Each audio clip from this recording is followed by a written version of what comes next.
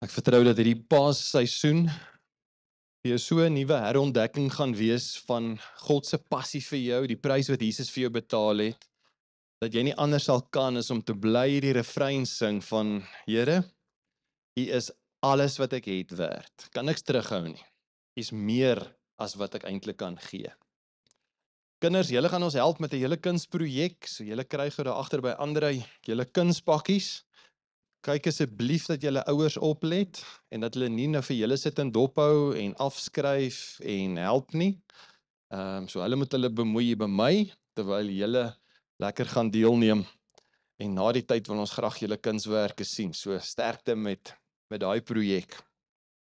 Dit is 'n groot voorreg om jou in hierdie seisoen te kan verwelkom, nie net by ons gehoor, maar ook vir ons aanlyn persone, mense wat na die tyd die opname gaan beleef. Mag dit vir jou regtig 'n unieke ervaring wees van die kruis en dit wat Christus vir ons wil kom doen en in ons wil kom doen en uiteindelik deur ons elkeen wil sien manifesteer. Terwyl Jesus aan die kruis gehang het, het hy interessant genoeg 7 unieke stellings gemaak.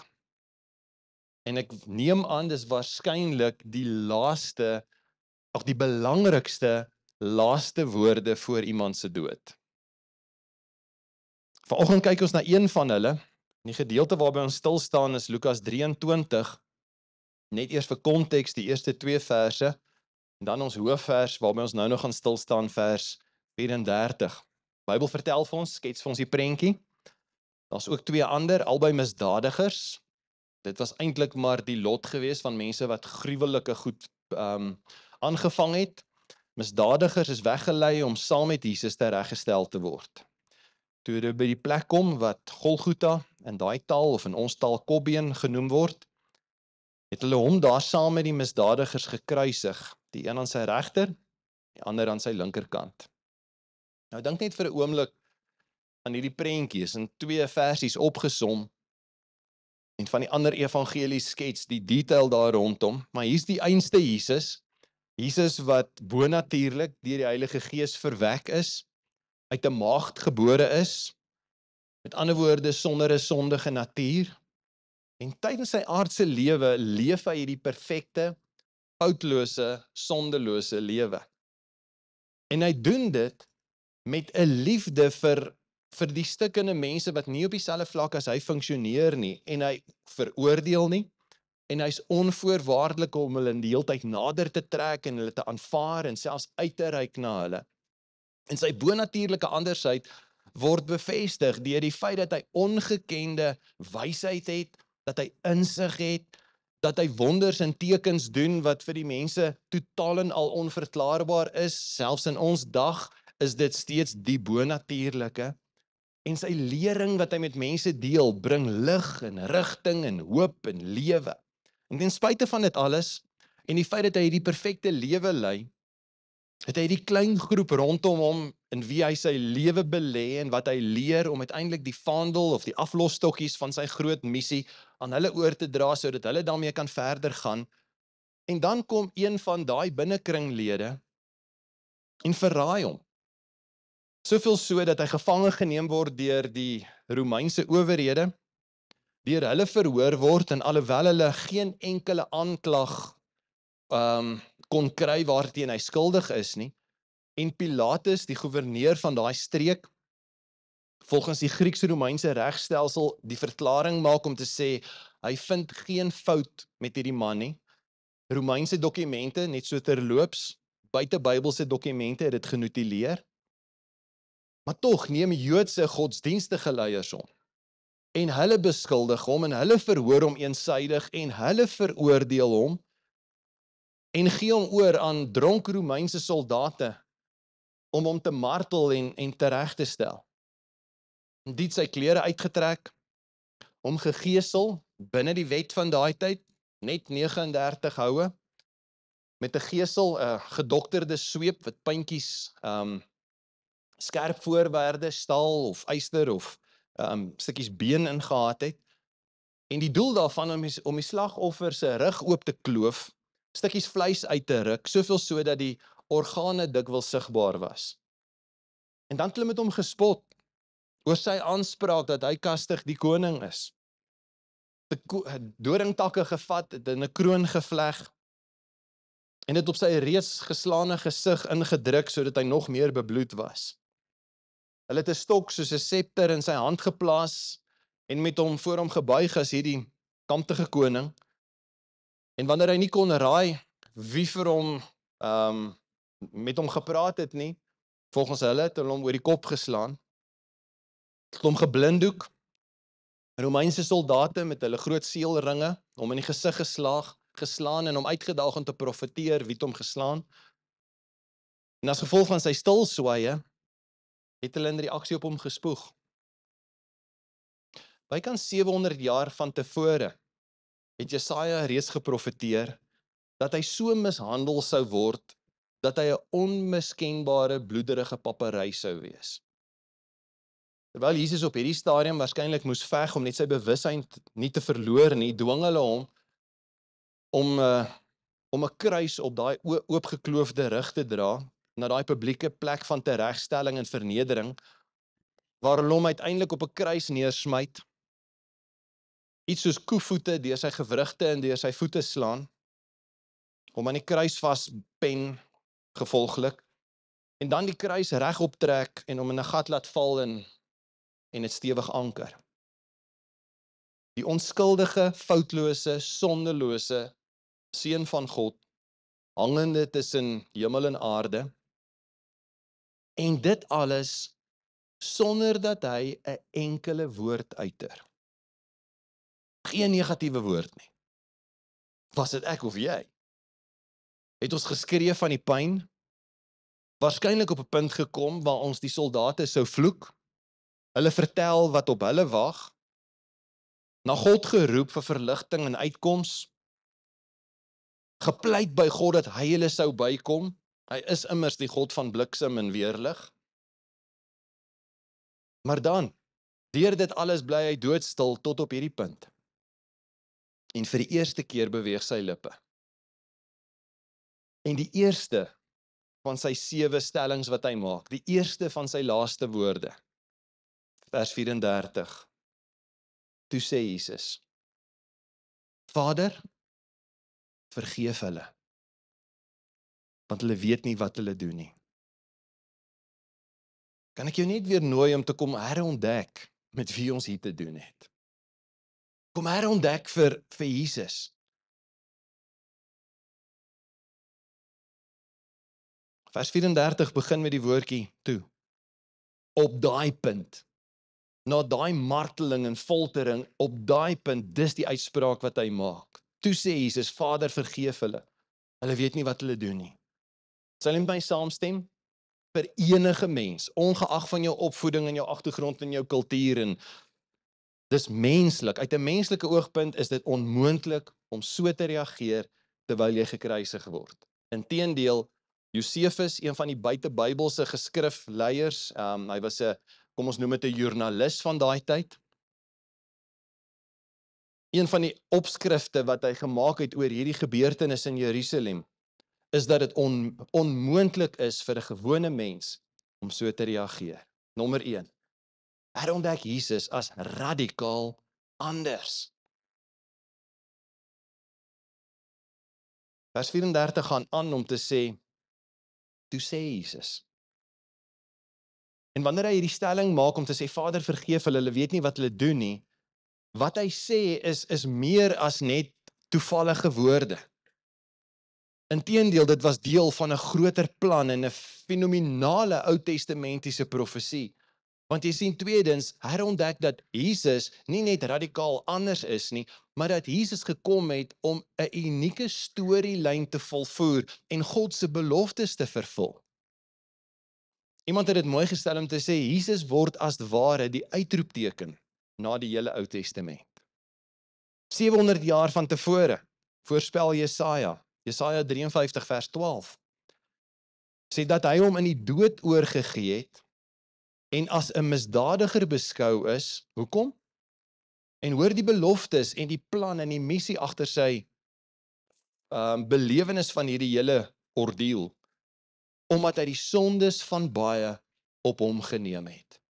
Hy was bereid om uiteindelik mense se skuld, die doodstraf van ander, het hy hand opgesteek om te sê, ek sal daarvoor betaal.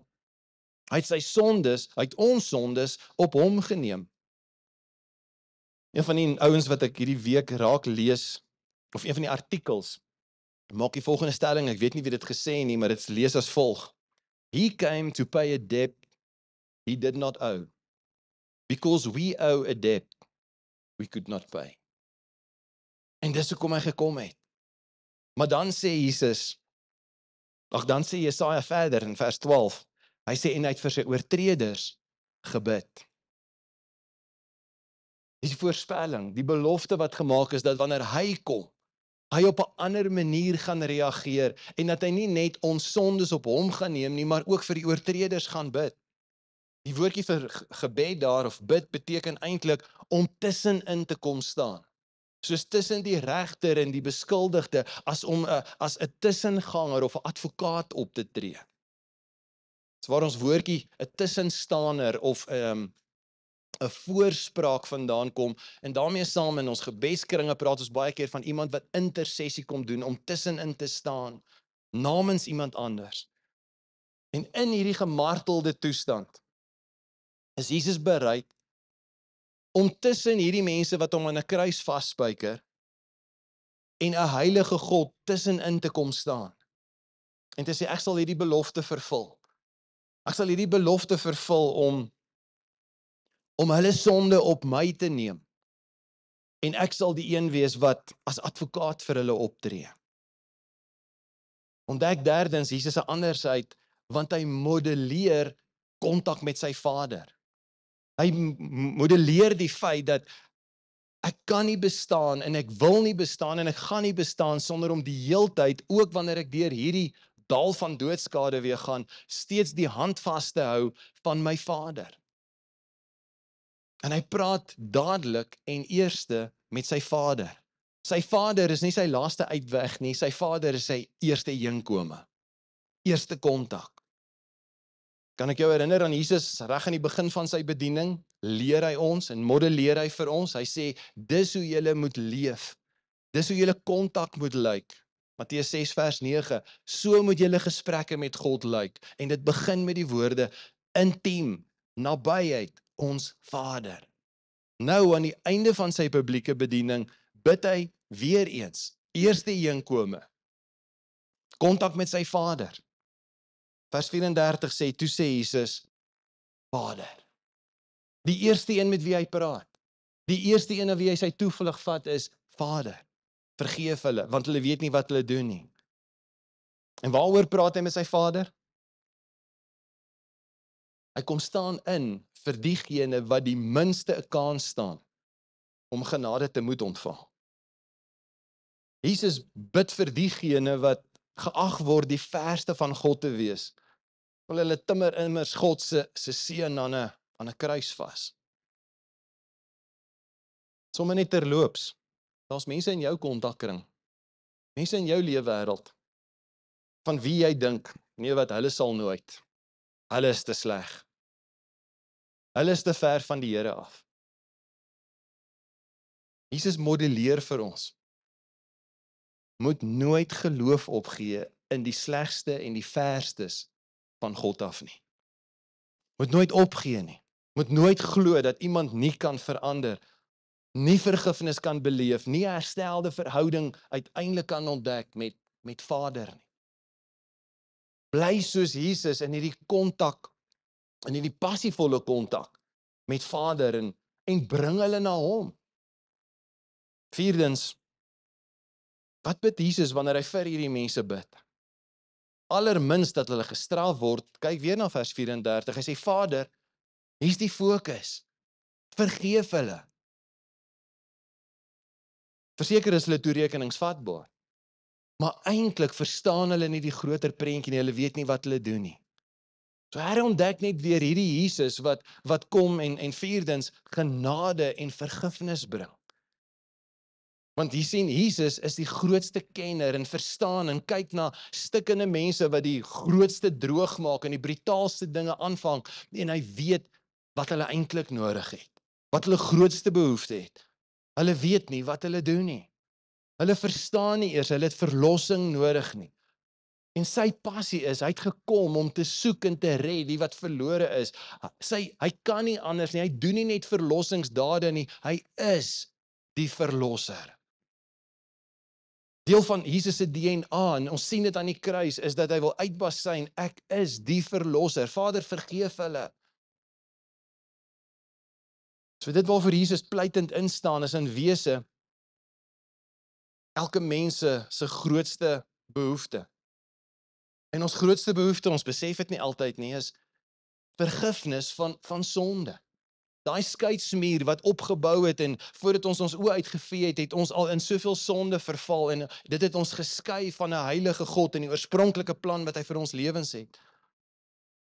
En dis waarom God met soveel inisiatief 'n oplossing bewerk om hierdie dodelike siekte as ware wat elke mens se gees en siel besmet het en wat ons ter dood veroordeel, wat die dood tot gevolg het, sonde, om ons daarvan te kom genees en te verlos. Net die vorige aand, voor hierdie gebeurtenis, het Jesus sy volgelinge rondom 'n lang tafel herinner. Ek lees vir jou Matteus 26 vers 28. Hy sê vir hulle, dis my bloed. Die bloed waarmee die verbond beseël word en wat vir baie vergiet word. Hoekom? Tot vergewing van sonde. Ek wil kom om dit wat jou diskwalifiseer en dit wat maak dat 'n heilige God en jy nooit naby mekaar kan kom nie. Ek wil kom en dit uit die weg kom ruim. I'll take the punishment. I'll pay the price. Wat veral hier opvallend is dat Jesus bid vir sy oortreders se behoeftes, nog voordat hulle daarvan bewus is. Vader, vergeef hulle, want hulle weet nog nie eers nie. Inteendeel, ek dink die Bybel vertel vir ons later dat uiteindelik toe Jesus sy laaste asem uitblaas, het 'n paar van hulle tot die oortuiging gekom, o, griep. En hulle maak die stelling om te sê, hy was die seun van God. Hulle het dit te laat besef, nie te laat vir hulle verlossing nie, maar as hulle vroeër geweet het met wie hulle te doen het, het hulle hom dalk nie aan die kruis vasgespijker nie. Net 'n kantlyn aantekening kan ek vandag vir jou herinner. Hy kyk ook vandag na jou en hy verstaan jou behoefte beter as wat jy self verstaan. En ons besef baie keer en ons wil na die Here toe kom, te sê Here, help hierdie is my grootste behoefte, hierdie is my grootste uitdaging. En ons besef nie altyd dat ons grootste behoefte is, dat dit wat 'n skeiding maak tussen ons en ons bron van lewe, dit wat die lig uitdoof, dit wat ons geloof uitsuig uit ons stelsel uit, dat ons verlossing daarvan nodig het. En dat ons innerlike genesing en herstel nodig het, dat ons 'n nuwe identiteit nodig het.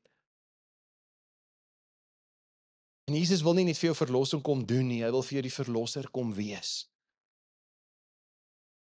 En hy verstaan ook dat in hierdie stukkende lewe, buite in jou en my eie persoonlike behoefte, dat ons 'n verlosser nodig het, anders gaan ons 'n ewigheid in sonder die een wat ons gemaak het vir gemeenskap met hom.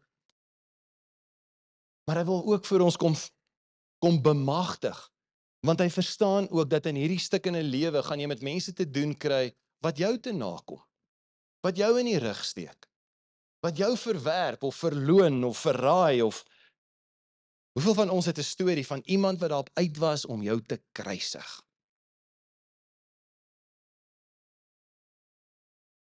So wanneer jy gekruisig word, tussen aanhalingstekens, wat doen jy? Wanneer jy skielik beleef, jy's in die spervuur. Ander mense doen goed onregverdiglik aan jou. Kom jou te na, steek jou in die rug, verloon jou, verwerp jou, verraai jou, lewer jou uit. Wat's jou laaste woorde? Julle sal nie hiermee wegkom nie. Jy sal nog van my hoor. God sal jou straf. Ek weet nie. Kan my indink wat ek dikwels sou doen in my gees. Kom herontdek ook vanoggend hoe dat ek en jy as replikas hom eintlik moet nadoen. Jesus het sy volgelinge geleer, kan ek jou herinner, Matteus 5 vers 43.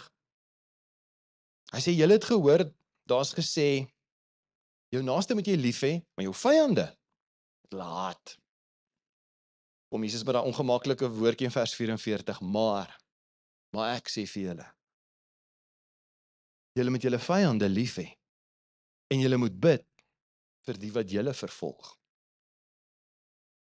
En dan daag Jesus ons uit, dat eintlik, wanneer jy in so 'n situasie kom, waar jy besef, als in jou wil jy op jou tande laat kners, jou vuiste bal, deur jou tande sing, sê Jesus, nee, mag jou laaste woorde anders wees. Wanneer jy ervaar het wat verlossing ervaar, en die andersheid van die verlossing wil Jesus jou in staat stel, sodat jou laaste woorde gekenmerk word, nommer 1, deur voorbidding. Om te kan bid vir die wat jou kruisig, die wat jou indoen. Daar's sommige van ons wat as jy terugdink, dekades voorheen, het iemand met jou gepeter, jou gemolesteer, jou ingedoen, jou uit 'n testament uitgelaat, iemand het dalk onlangs jou finansiëel ingedoen, en iets in jou vanmôre kook dalk. En jou laaste woorde is, ek sal daai persoon terugkry, en Jesus kom en sê, wow, volg my voorbeeld. Jy sien, wanneer Jesus na ons toe draai, vandag met 'n deurboorde hand, en hy sê, volg my, is dit baie meer as net, okay, weet van hom. Dis kom ons wees sy replikas, kom ons doen hom na. En hoe doen ek dit? Hoe doen ek dit om te bid vir die wat my vervolg? Wel, volg Jesus se voorbeeld. Vers 34, Lukas 23, wat ons nou al 'n paar keer herhaal het. Vader, vergeef hulle. Hulle dink hulle weet wat hulle doen. So wie vervolg jou? Wie het op hierdie stadium 'n ongelooflike verkrippelende impak op jou lewe? En jy voel vandag ingedoen. Kan jy met die krag van God se Gees vanmôre dit begin oorweeg om te sê, Here, mag my laaste woorde eerder gekenmerk word deur hierdie gebed om te sê, Vader, vergeef hom, vergeef haar, vergeef hulle. Hier's wat ek geleer het. Miskien kan dit vir jou net so baie beteken soos vir my. My prayer for others may or may not change them, but it always changes me. En dit verander my van haatdraand tot, Here, laat U wil geskied. Jy sien, jy kan nie vir ander mense bid sonder dat die Here iets besonders in jou hart kom doen nie. En wanneer jy vir ander mense bid, Here, straf hulle, nee. Bid goeie dinge oor hulle af. Ons menslike neiging is mos dat indien ons vir ons vyande sou bid, ons wil bid dat die Here hulle straf en terugkry. Ja, en God kom nie wraak toe. Hy sal reg en geregtigheid laat geskied, maar dis sy besluit. Jou en my gesindheid moet een wees van, Here, mag ek Jesus reflekteer, vol genade, vol waarheid. En oppas daarvoor dat as dit met daai mense sleg gaan, dat jy 'n ding in jou hart koester om te sê, ja, is julle verdiende loon, en jy so 'n bietjie verlekker, die wiel draai. Is dit wat mense gedoen het aan jou reg? Allermins nee. Dit breek dalk God se hart, net soos joune. Verseker verdien sulke mense oordeel en straf. Maar God wil ons na 'n hoër standaard toe oproep, dat ons laaste woorde sal wees, Vader, vergeef hulle. Hulle weet nie wat hulle doen nie. Deel van ons laaste woorde word ook gekenmerk volgens Jesus se instruksies, nie net dat ons vir mense bid nie. Kom 'n volgende lastige een, hy sê ek wil hê julle moet mense seën. Lukas 26 vers 28. Seën die mense deur wie julle vervloek word. Bid vir die mense deur wie julle sleg behandel word. Wie behandel vir Jesus sleg? Romeinse soldate. En wat doen hy? Hy doen wat hy ons geleer het. Hy bid onmiddellik vir seën, vir vergifnis. Onthou wat ek net nou gesê het. Jy kan nie God se seën oor iemand anders afbid, sonder dat die Here nie iets besonders in jou hart doen nie. So jy stap eintlik uit die wenner daar uit, as jy ander mense begin seën, en jy seën hulle nie vanuit gevoelens nie. Onthou my favourite stelling in die gemeente, gevoelens lieg. Ja, maar ek het nie gesê jy moet voel om hulle te vergewe nie. Ons lewe nie deur gevoelens nie, ons lewe deur die geloof. Here, ek glo dat U gesê het, ek moet seën, ek moet vir mense bid, en ek doen dit, en U sal dit uitsorteer. En ek gaan 'n vrede ervaar, ek gaan U seën beleef, ek gaan genesing begin beleef, wanneer ek doen, bloot in gehoorsaamheid en geloof, sonder die gevoelens dikwels, presies wat U gesê het ek moet doen.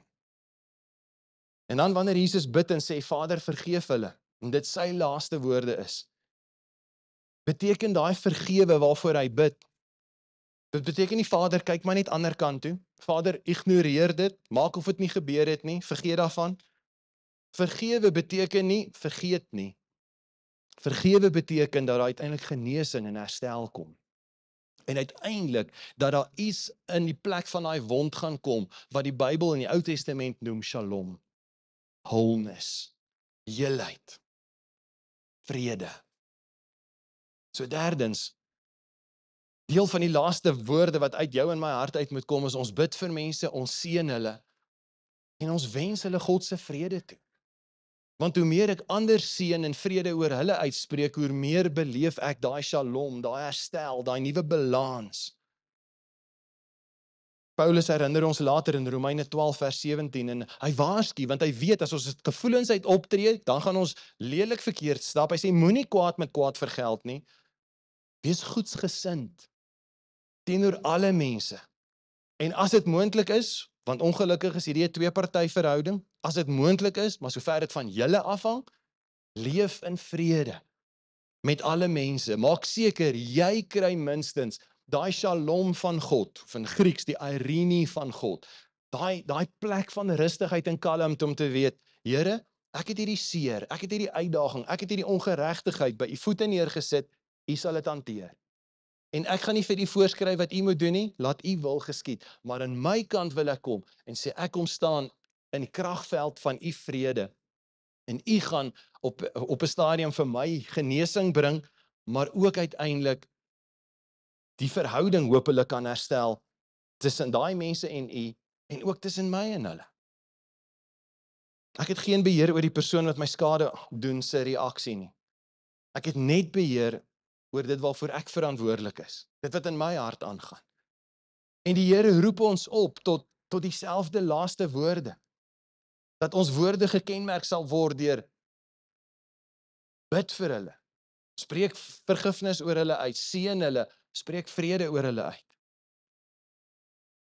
Mense het jou gekruisig en doodgemaak, styg vanmôre uit. En miskien het die Here 'n afspraak met jou vanoggend hier, ek het 'n gut feel, hier's 'n paar van ons, wat die Here wil sê, kom styg uit na 'n hoër vlak toe. En begin jou lewe kenmerk deur die ongeregtige reaksies van ander, om te sê, Vader, vergeef hulle. Ek spreek hulle vry. Laastens, hoekom is vergifnis so belangrik?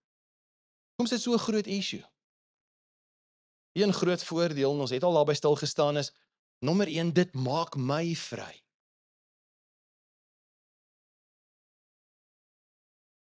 Jesus is aan die woord, Matteus 6 vers 14. Hy sê, as julle ander mense hulle oortredings vergewe, beteken nie julle sê dis okay nie, beteken nie julle sê dis uitgesorteer en afgehandel, julle het hulle net vergewe. Jy bid vir hulle, jy seën hulle, bid God se vrede oor hulle af. Dan sal julle hemelse Vader julle vergewe. En niks in die heelal kan vergelyk met hierdie gevoel om te weet, I'm in a right standing through Christ with God. Ek is in die regte stand deur Christus met God. Niks kan jou uiteindelik so teen jou tel as om te weet, ek en God is nie gekalibreer nie. Ons is nie op speaking terms nie, ons is nie op dieselfde bladsy nie. Maar as julle ander mense hulle oortredings vergewe, sal julle hemelse Vader julle vergewe. En alle dinge wat jou kan diskwalifiseer is uit die weg geruim. Maar jy sien as ek dit nie doen nie, Jesus gaan aan. Hy sê, maar as julle ander mense nie vergewe nie, sal julle hemelse Vader julle ook nie julle oortredings vergewe nie. Kan dit wees dat sommige van ons met 'n geestelike hardlywigheid sukkel?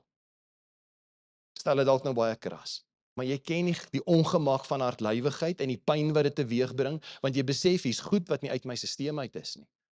Solank ek en jy 'n wrok koester teenoor iemand anders, kan God my nie vergewe nie en die hele situasie is as ware in 'n skaakmat. Maar vergifnis maak kanale oop. Vergifnis maak dat jy voor die aangesig van God onskuldig kan wees, skuldvry, en dit hou jou lyne oop sodat jy gebedsbeantwoording kan beleef, sy seën kan beleef, daai vrede wat alle verstand te bowe gaan is skielik jou deel. Onvergifnis blokkeer jou vergifnis. Maar vergifnis aktiveer jou vergifnis. Hoekom is dit belangrik? Dit maak jou vry.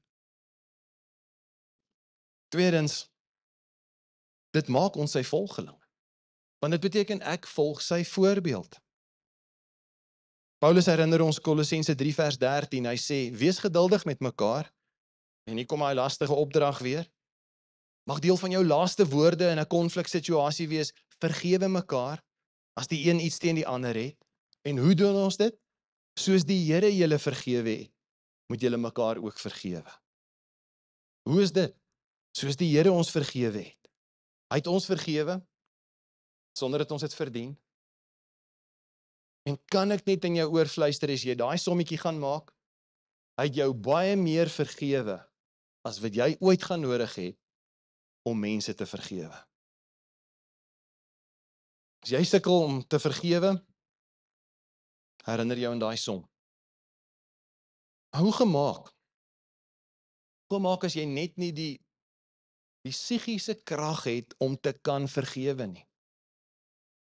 Niemand het gesê, jy moet vergewe in jou eie krag nie. Niemand het gesê, jy moet bonatuurlik wees nie. Maar hier's wat jy vanmôre moet herontdek. In hierdie hele proses, Jesus bid vir jou. Hy's daar vir jou. Inteendeel, hy het sy gees gestuur as die ondersteuner, as die bekragtiger, om te sê, ek weet jy kan nie, maar ek kom verander al jou ek kan nies in ek kan. Romeine 8:34, Christus het gesterf. En kan ek net daar vashak vir 'n oomblik en sê, ek dink almal van ons in hierdie gehoor stem 100% saam, minstens met hierdie feit. Christus het gesterf. Maar weet jy wat? Paulus kom en hy sê, daar's meer as dit. Daar's meer as om net te weet, hy het vir ons gesterf. Hy's uit die dood opgewek. Hy sit aan die regterhand van God, en miskien die belangrikste van dit als, besef net weer vandag, hy bid vir jou.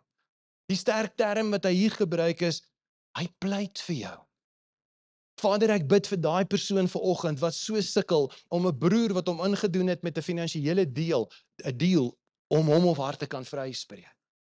Vader, ek kom bid vir daai meisie wat so sukkel om terug te dink aan jare terug se seer kry, dat sy die krag en die genade gaan ervaar om te weet, ek help haar, sy gaan iets bonatuurlik kan doen, sy gaan 'n oorwinning beleef, sy gaan die proper die stelsel uitkry, en u vergifnis kan beleef, wanneer sy daai geloofsverklaring maak om te sê, ek vergewe, ek spreek vry. Dis die laaste woorde, Here, wat ek uitspreek oor hierdie krisis in my lewe, as ek daaroor dink en ek besef, ek gaan sê, Vader, vergeef hulle. So mag jy vanmôre besef, wanneer jy kyk na die simbole van 'n kruis, dat dit meer is as net hy het gesterwe en opgestaan. Sien die prentjie vandag, die volle prentjie is nie Jesus aan 'n kruis nie. Die simboliek van ons Christendom, die kruis herinner ons nie net, hy het vir ons gesterf nie, dit beteken, hy's nou aktief besig om as die beste advokaat van die heelal, jou saak voor God te petisie en in te staan. Hy pleit vir jou. Ek wil 'n stelling waag. As jy nie kan vergewe nie, het jy nog nie sy vergifnis self beleef nie. As die Here ons harte vandag kan kan aanraak met 'n bewussyn van hoeveel hy ons vergewe het, vir ons rebellie, ons houding teenoor hom. Ons weet wat die regte ding is om te doen en ons voeter nog steeds in 'n ander rigting. En om te besef hy het my vergewe, wanneer ek hom vra en hom toelaat in my lewe, dan kom spreek hy my vry. As ek eers daai genade beleef het, dan word dit soveel makliker om te sê, Here, mag my laaste woorde in enige seer kry, en enige teleurstelling, en enige indoening, mag dit wees, Vader, vergeef hulle. Het jou onvergewensgesindheid dalk 'n obstruksie tussen jou en die Here geword? Het volgende kans om dit uit te sorteer. Vandag is jou dag. Môre is nie gewaarborg nie. En ek dink Jesus pleit vir jou vanoggend. Hy bid, Vader, mag die wrokke verander in wonderwerke. Wie's daar oor wie jy vanmôre moet bid? Wie's daar wat jy vanmôre intentioneel sal moet sê, Here, ek kies om nou te begin seën. Here, ek kies nou om vrede uit te spreek oor daai persoon. Vader, vergeef hulle.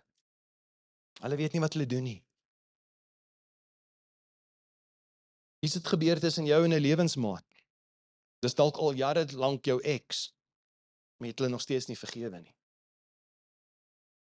Sommige van ons is nie op speaking terms met jou ouers nie, want hulle.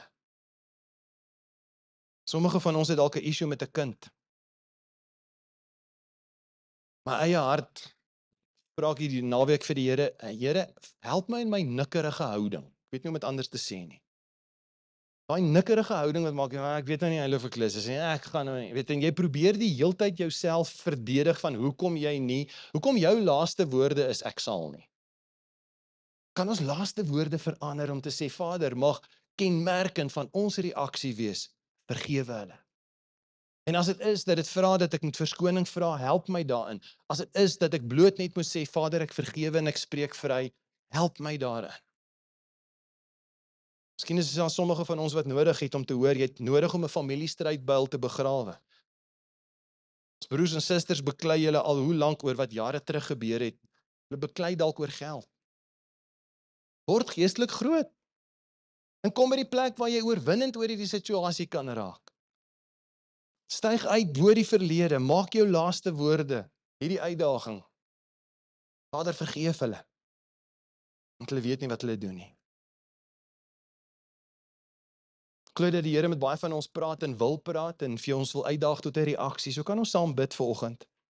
En terwyl ons tyd spandeer met die Here en ek gaan vra dat ons sommer net ons oë afsluit en net maak dat jy kan fokus op dit wat in jou gedagtes aangaan. Wie nie daar waar jy sit vanmôre met die Here praat. Miskien moet jy net vir die Here sê, "Ag Here, waaroor het die preek nou vanoggend gegaan? Miskien het ek my tyd gemors." Of miskien besef jy vanmôre, boy oh boy, God het 'n afspraak met my en 'n situasie in my lewe waar ek besef, dit kos my deurbraak as ek nie die ding wen nie. Dis hoekom die Here dit onder my aandag bring. Kan ek jou uitdaag, dalk om jou oë toe te maak, maar om jou hart oop te maak. En om jou hart oop te maak vir dit wat die Heilige Gees vir jou wil kom wys. Heilige Gees, is daar iets, iemand, is daar beskadigde verhouding? Dit was dalk iemand anders se skuld. Miskien dit was my skuld. Maar dis tyd om te doen wat reg is. En ons gaan doen dit wat Jesus ons leer om te doen. Wat hy ons van die kruis af geleer het om te doen. Wil jy nie vanmôre daar waar jy sit, sommer net in jou eie woorde bid en sê, Vader, vergewe. Miskien 'n paar oomblikke waar jy vir die Here sê, Vader, vergewe my. Vergewe my vir my nikkerige houding, vergewe my vir my rebellie, ek sal nie, sal hulle wys, gaan hulle terugkry. Vergewe my vir my liefdeloosheid. Vergewe my vir die feit dat ek gedog het, ek is God, ek kan ander mense uitsorteer. What about you leave it to God? He'll do a much better job about it. Vergewe my.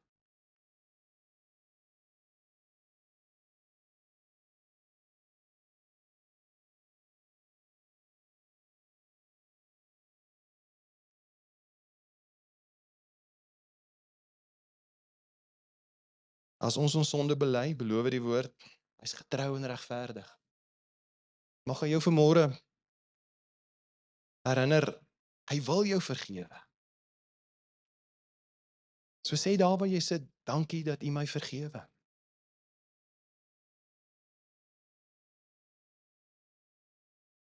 Miskien het dit nodig geword om te sê, Vader, vergewe hulle. Vader, ek spreek hulle vry. Vader, ek pleit U vir vergifnis vir daai persoon, daai mense, vir daai situasie. Sien hulle gesigte voor jou. Bid vir daai mense wat jou seer gemaak het.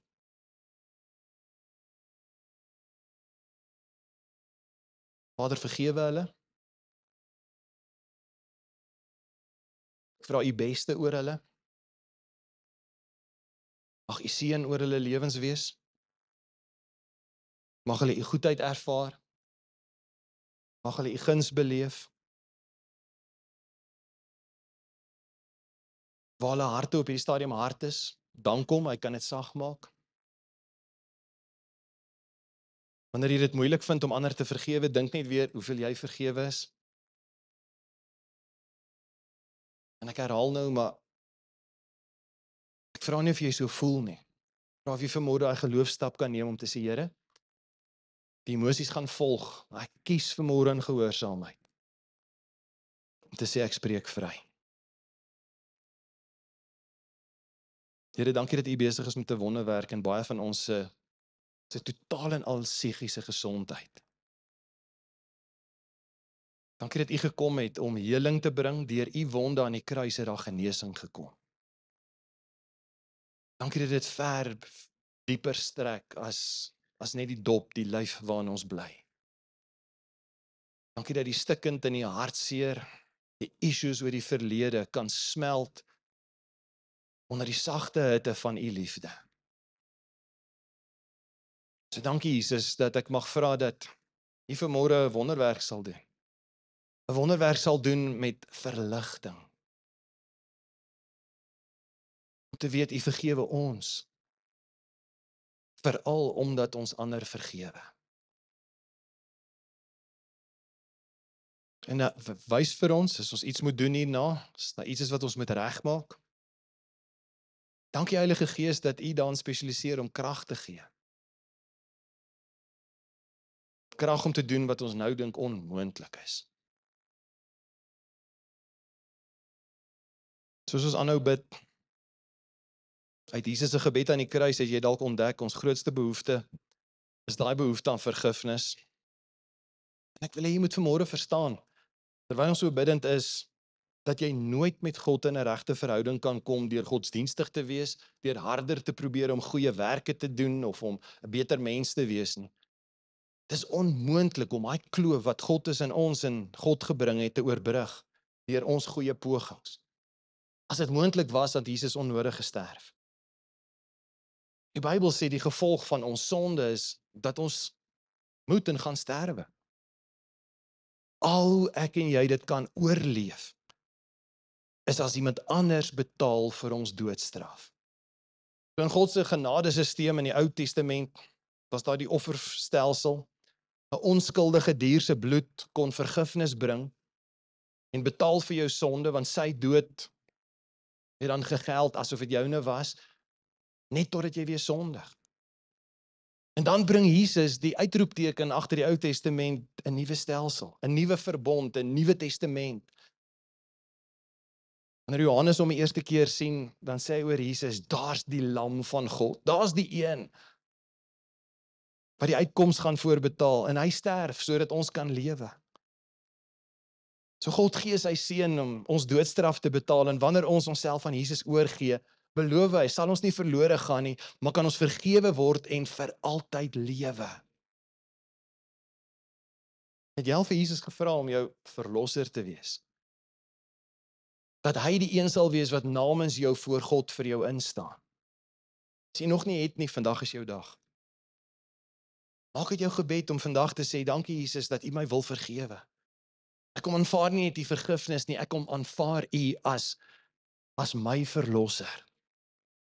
En ek gee my lewe aan U oor, ek aanvaar U as my leier en my heerser. As dit jy is vanoggend, En jy besef, jy is deur al die godsdienstige en kultuurdrills, maar jy het nog nooit jou lewe aan hom oorgegee en erken dat hy jou verlosser op 'n permanente basis kan wees nie. Wil jy nie daar waar jy sit net saggies in jou hart sê, Here Jesus, ek erken my sonde. Ek erken die afstand tussen my en U. Ek het 'n verlosser nodig. Ek is so dankbaar ek hoef nie te sterf oor my sonde nie. Jesus, ek glo, U is die lam van God wat vir my gesterf het, vir die uitwissing van my sondige rekord. Wees die verlosser van my lewe. Word my heerser. Gee my lewe aan U oor. Dankie dat ek nou verledeloos voor God kan staan. Omdat U vir my gesterf het, sal dit vir my 'n eer wees om vir U te lewe. Dankie dat U my liefhet, my vrygemaak het. Dankie dat U my vryspreek en vergewe. Dankie dat U my titel verander. Van sondaar na kind van God. Mag my lewe U aanbid. Here, dankie dat U weet wie hierdie gebed gebid, wat dit brood nodig gehad het, wat dit opreg bedoel en wat in hierdie oomblikke die oorwinning begin beleef van 'n nuwe skepping in hulle gees en hulle siel. Dankie dat wanneer ons in 'n verhouding met Christus is, as ons verlosser en heerser, dat dit 'n nuwe begin is, die ou dinge is verby, alles het nuut geword. Mag vir elkeen van ons, diegene wat vanmôre vir die eerste keer 'n oorgawe aan U maak, die van ons wat by herhaalde kere net weer 'n hertoewyding aan U kom maak, mag ons nuwe default setting wees. Wanneer iemand ons te nakom, dat ons laaste woorde sal wees, Vader, vergewe hulle. Ek spreek hulle vry, ek bid vir hulle, ek seën hulle, mag U vrede oor hulle wees. Maak ons kanale van daardie vrede. Maak ons kanale en draers van die storie van U vergifnis. Vandag hier ons nou en mag ons 'n wonderlike Sondag hê, 'n fenominale Paasseisoen. En Here, mag ons uiteindelik sommer net daai refrein weer kan in ons harte beleef wat sê, You are worthy of it all. Dankie dat U soveel vir ons gedoen het. U is waardig dat ons totale lewe aan U behoort. Mag U seën oor ons rus, mag ons 'n seën wees vir elke persoon met wie ons in kontak is. In die naam van Jesus bid ons dit en almal sê, Amen. Amen.